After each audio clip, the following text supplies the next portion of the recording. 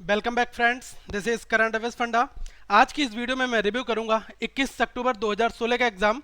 तो जो भी प्रीलिम्स का एग्जाम हुआ है उसके बारे में मैं आपको बताऊंगा कि आपने कितने अटेम्प्ट्स किए हैं और जो लोग नेक्स्ट बैच में देने वाले एग्जाम्स हैं उनके लिए भी किस तरह का पैटर्न पेपर्स हमारा आ रहा है। तो आपने अगर अभी तक इस चैनल को सब्सक्राइब नहीं करा है तो आप सब्सक्राइब कर लें। दोस्तों, वीडियो को लाइक करें, कमेंट करके आप अपने डाउट्स जरूर पूछें। तो सबसे पहले मैं आपको बताना चाहूंगा आज जो पेपर आया है, जो पेपर हमारा 16 अक्टूबर का था उससे मोस्ट प्रोबेबली मैच करता हुआ पेपर आया है। जो भी चीज़ें आई थी वो कंप्लीटली पैटर्न हमारा अभी तक सेम है। तो मैं आपको बताऊं कट ऑफ जो है हमारी स्टेबल रहेगी। जो लोग 16 अक्टूबर को एग्जाम देके आए थे उनके अकॉर्डिंग ही पेपर आज की डेट में भी सेट हुआ है। तो आप ऐसा मत सोचना कि वहां पर पेपर इजी आया था या आपका पेपर टफ आया था। इंग्लिश में हमारे 35 क्वेश्चन आए थे, क्वांट में 35 थे, रीजनिंग में 35 क्वेश्चन थे और टोटल 100 क्वेश्चन आए थे दोस्तों। और टाइम हमें 100 नंबर का ही था हमारा पेपर और टाइम हमें मिला था 60 मिनट्स का। तो मैं आपको बताऊंगा यहाँ पर कितने अटेम्प्ट्स आपको करने चाहिए थे। देखिए, इंग्लिश के पेपर में जिन लोगों ने लगभग 15 से लेकर 18 के आसपास में क्वेश्चंस ठीक कर लिए हैं वो मतलब काफ़ी ठीक हैं। जिन्होंने 12 भी बिल्कुल कंप्लीट ठीक करे हैं कि कहीं पर भी कोई एरर नहीं है, 100% 12 ठीक है, तो ये भी बहुत अच्छा अटेम्प्ट माना जाएगा क्योंकि इंग्लिश का पेपर हमेशा मॉडरेट रहता है। प्रीलिम्स में इकोनॉमिक बेस्ड अगर पैसेज आ रहे हैं, क्लॉज टेस्ट इकोनॉमिक बेस्ड आ रहे हैं तो उसमें प्रॉब्लम्स आ जाती है। क्वांट में देखो दोस्तों, बहुत अच्छा स्कोर आप कर सकते थे यहाँ पर, कम से कम मैं मान के चला हूँ 20 मार्क्स का। In the same way reasoning में हम 20 से लेकर यहाँ पर 22 नंबर का स्कोर आराम से बना सकते थे।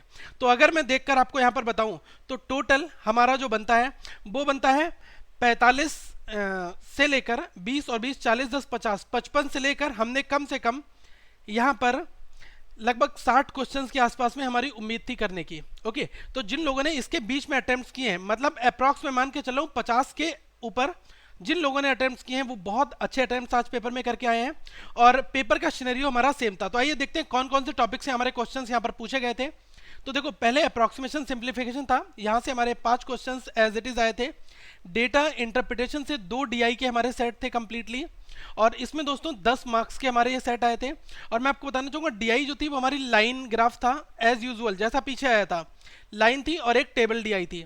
तो टेबल वाली डीआई में जो population based I think DI आई थी, कुछ लोगों का रिव्यू के अकॉर्डिंग है कि पॉपुलेशन वाली डीआई आई थी जिसमें मेल और फीमेल का कुछ डेटा दिया था, उसमें से आपको डेटा फैच करना था। ओके, क्वाड्रेटिक की अगर मैं बात करूं तो 5 क्वेश्चन बिल्कुल इजी वाले आए थे, वहां पर आपने आसानी से बनाए होंगे। नंबर सीरीज के 5 क्वेश्चन थे, इसमें से 2 क्वेश्चन थोड़े से टिपिकल थे और 3 बहुत इजी क्वेश्चन थे। तो मैं मान के चलता हूं लगभग लोगों ने 3 से 4 क्वेश्चन यहाँ पर 100% अटेम्प्ट किए होंगे। और बेसिक अरिथमेटिक एज यूजुअल आता है, आपको पता है इसके अंदर टाइम एंड वर्क, मेंसुरेशन या फिर time speed and distance, okay, percentage ratio, profit loss, simple interest compound, ये सब कुछ आ जाता है। तो कंप्लीटली रिमेनिंग पोर्शन हमारा यहाँ से बाकी बनता है। तो अल्टीमेटली यहाँ से अगर आप 20 नंबर का स्कोर भी करके आए हैं, 20 से 22 का, तो बहुत अच्छा स्कोर है और आपके लिए टाइम भी एज यूजुअल उतना ही लगा होगा। सेकंड में बताऊँ इनइक्वालिटी, अगर रीजनिंग की बात करूँ दोस्तों तो रीजनिंग में हमारा इनइक्वालिटी आया था 5 नंबर का। और पजल अरेंजमेंट इस बार थोड़ा सा, जैसा मैंने पीछे आपको बताया था कि सेम वही बेटेज था कि एक हमारी पजल फ्लोर वाली आई थी और उसके बाद एक दोस्तों सर्किल का अरेंजमेंट आया था जिसमें इनसाइड और आउटसाइड का कॉम्बिनेशन था यहाँ पर। और साथ में एक लीनियर अरेंजमेंट आया था जिसमें एक ही लाइन में बैठे हैं नॉर्थ की ओर फेस करते हुए और साउथ की ओर फेस करते हुए। ये पजल हमने कराई भी थी आपके लिए। आई होप आप लोगों ने यहाँ पर अच्छा स्कोर किया होगा। सेलोगिज्म के 5 क्वेश्चंस बहुत इजी लेवल के आए थे और जो blood relation kind of puzzle में पूछा था किसी सेक्शन में, थ्योरी पोर्शन में पूछ लिया था, तो यहाँ पर ये क्वेश्चन भी हमारा इजी था, आपने आसानी से यहाँ पर कर लिया था। और बाकी मिशेलिनियस काइंड ऑफ क्वेश्चन थे डायरेक्शन के काइंड ऑफ में, तो ये क्वेश्चंस भी आपने आसानी से बना लिए होंगे। दोस्तों, कुछ लोग कह रहे हैं कोडिंग डिकोडिंग के क्वेश्चंस यहाँ पर नहीं आ रहे हैं। तो देखो, कोडिंग डिकोडिंग वो प्रीलिम्स में नहीं पूछ रहा है, मेंस में आपसे कोडिंग डिकोडिंग पूछ लेगा। या तो अल्फाबेट की सीरीज वाली कोडिंग पूछ लेगा या फिर आपसे वो जो कोडिंग नहीं होती है जिसमें लिखा होता है कि ची नी पी इसका मतलब है फ्लावर्स आर गुड, इस तरह वाले 5 क्वेश्चन जो बल्क में आते हैं वो कोडिंग आपसे मेंस में पूछ सकता है। तो मेंस के लिए हमने कंप्लीट स्ट्रक्चर तैयार किया है, वो मैं इस वीडियो के एंड में आपको बताऊंगा। पैरा जंबल्स की अगर मैं इंग्लिश सेक्शन में बात करूं तो हमारा वहां पर पैरा जंबल्स भी पूछा था। ये कंप्लीटली दोस्तों आपका इकोनॉमिक बेस था।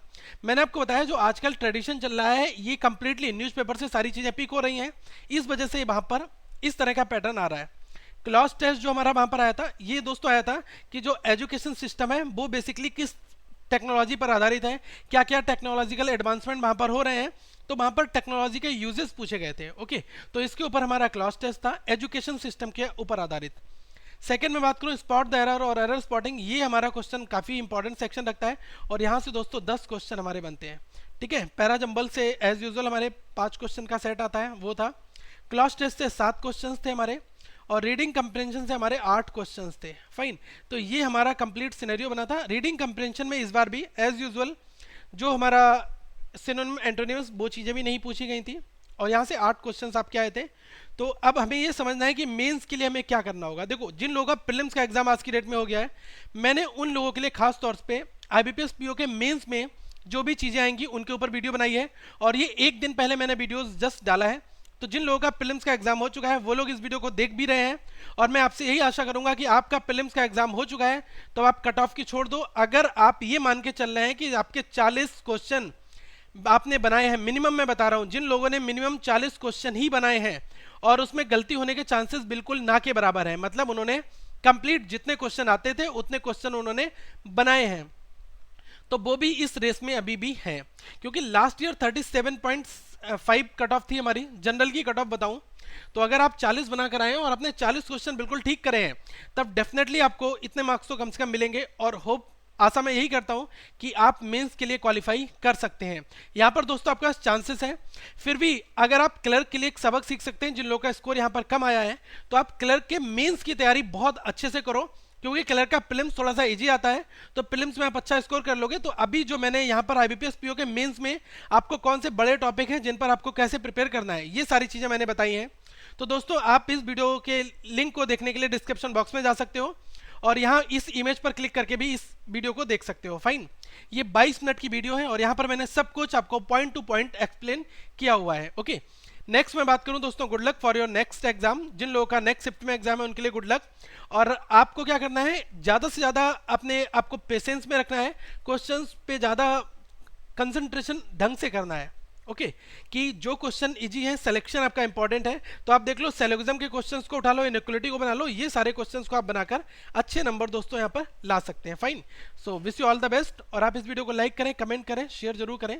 Thank you friends, have a good day.